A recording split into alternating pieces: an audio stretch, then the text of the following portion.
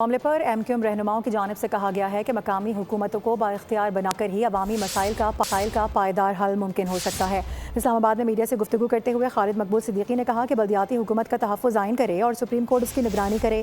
27ویں آئینی ترمیم good governance اور صوبوں میں ہم آہنگی سے متعلق ہے۔ فاروق ستار بولے کہ آئین میں وقت کے ساتھ ساتھ ترامیم ہونی چاہیے۔ بلدیاتی حکومتوں کی مدت پوری ہونے کے بعد فوری الیکشن ہونا آئینی تقاضا ہے۔ شہری حکومت کو، دیہی حکومت کو، بلدیاتی حکومت کو بھی ایک حکومت کے طور پہ سمجھا جائے۔ اس کے لیے کسی وزیر اعلیٰ اور وزیر اعظم کو احکامات جاری نہ کرنا پڑے، آئین میں درج ہو، آئین فیصلہ کرے، سپریم کورٹ اس کی نگرانی کرے۔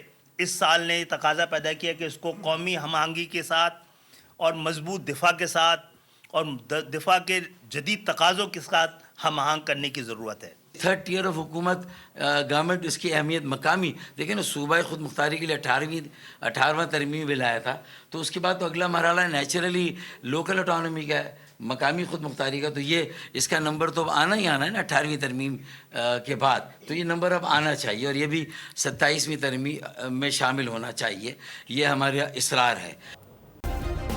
سبسکرائب کریں اور بیل دبائیں تاکہ کوئی خبر رہ نہ جائے۔